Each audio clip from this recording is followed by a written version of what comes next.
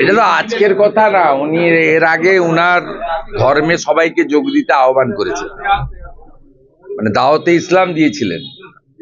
এবং তিনি সেদিন তার আগেও একটা কোনো অকেজনে বলেছিলেন, আমি সেই দিন খুশি হব যেদিন পশ্চিমবাংলার 50%-এর বেশি মানুষ উর্দুতে কথা বলবেন। অর্থাৎ উনি ওনার ধর্ম সংখ্যাগরিষ্ঠ মানুষ গ্রহণ করুক এটা চান অনেক আগে থেকে। উনি যে ভাষায় স্বচ্ছন্দ, সেই ভাষায় গরিষ্ঠ সংখ্যক মানুষ কথা বলুক এ স্বপ্ন উনি দেখেন। তা আজকে তিনি একটি তৃতীয় সংযোজন করেছেন যে জনসংখ্যা দিয়ে তারা মেজরিটি হবে, শুধু পশ্চিমবঙ্গে নয় ভারতে 33। এবং না, সেটা তো ভালো কথা যে আমাদের সংখ্যালঘু, মানে উনি তো মুসলিমদের প্রতিনিধিত্ব করেন, যে আমাদের মুসলিম কমিউনিটি থেকে আরো জাজ হোক। এত কম সংখ্যক কেন হাইকোর্ট সুপ্রিম কোর্টে জাজ? এ তো মেধার ভিত্তিতে যদি হয় তো খারাপ কি? মমতা ব্যানার্জি চান ধর্মের ভিত্তিতে, তাই ওবিসি বাতিল করেছে হাইকোর্ট। এবং সুপ্রিম কোর্টেও যে হিয়ারিং গুলোতে আপনি সুপ্রিম কোর্টের বেঞ্চের অবজারভেশন গুলো তো দেখছেন, লাইভ ল হয় এখন। লাইভ লতেও সুপ্রিম কোর্ট কি বলছে যে ধর্মের ভিত্তিতে রিজার্ভেশন হয় না। এর আগে অন্ধ্রপ্রদেশ, আনডিভাইডেড অন্ধ্রপ্রদেশের কংগ্রেস সরকার 5% দিয়েছিল রিলিজিয়াস রিজনে, সেটাকে সুপ্রিম কোর্ট, অন্ধ্র হাইকোর্ট সম্ভবত তারা খারিজ করেছিল। তা স্বাভাবিকভাবে আমাদের যে রীতিনীতি তাতে আমরা মনে করি যে মেধার ভিত্তিতে, সে হিন্দু হোক, মুসলিম হোক, শিখ হোক, জৈন হোক, পার্সি হোক, খ্রিস্টান হোক, বুদ্ধিস্ট হোক, প্রত্যেকেই তার যে অন্তর্নিহিত লুক্কায়িত প্রতিভা সেটাকে বিকশিত করে উচ্চ পদে যাক।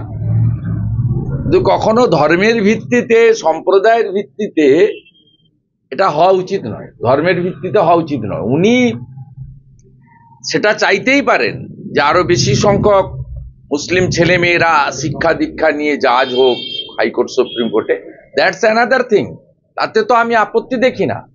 কিন্তু এই যে ভয়ঙ্কর কথাবার্তা যে ভারতবর্ষে আমরা 17%, পশ্চিমবঙ্গে 33%, আমাদের সংখ্যাগরিষ্ঠ হতে হবে, তার মানে সংখ্যাগরিষ্ঠ হলে সংবিধান চলবে না। সংখ্যাগরিষ্ঠ হলে বাংলাদেশ, আফগানিস্তানে, পাকিস্তানে যা হচ্ছে তাই হচ্ছে। একটা সময় আফগানিস্তানে কাবুল শহর, তার অর্থনীতি, তার ব্যবসা বাণিজ্য সব শিখ এবং আমাদের জৈনদের হাতে ছিল।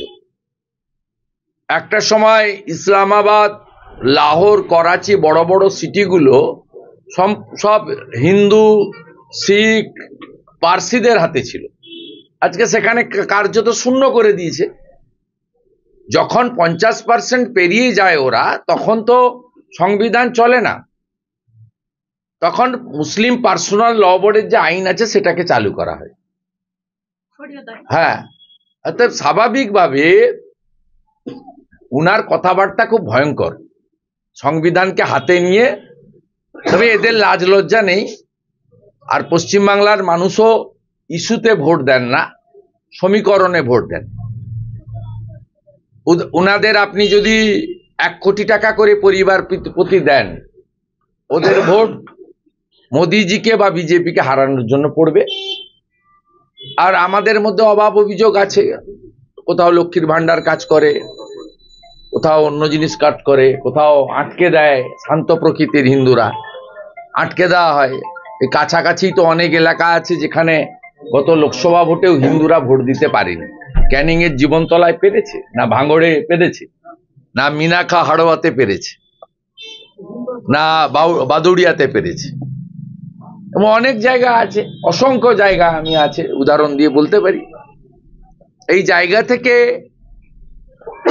আমি উল্টো দিকে বলবো, সনাতনীরা যদি ঐক্যবদ্ধ না হন, তাহলে উনারা যখন 50% হয়ে যাবে, তখন বাংলাদেশে আজকে যা হচ্ছে, পশ্চিমবঙ্গে এবারে দুর্গাপূজা থেকে কার্তিক পূজা, এবং গতকাল কাঁথিতেও দেখেছেন আপনারা, এই তো পশ্চিমবাংলার অ্যাকচুয়াল অবস্থা।